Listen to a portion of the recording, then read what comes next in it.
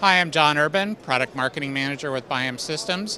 One of the other products that we announced at ISE 2020 this year is our TEC-X line of touch-enabled wall controls.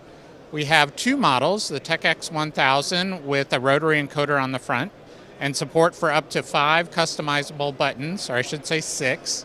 And then we have our TEC-X 2000, which is also touch-enabled but no rotary encoder, and that supports button layouts of up to 12 buttons. These are completely customizable within Tessera software, supporting preset selections or network command strings. You can save and load favorite layouts, and these will be available in Q2 of this year in black or white.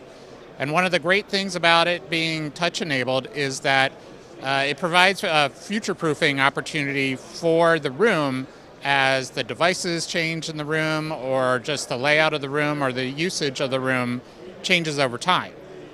So for more information on these touch-enabled wall controls, please visit us at biamp.com.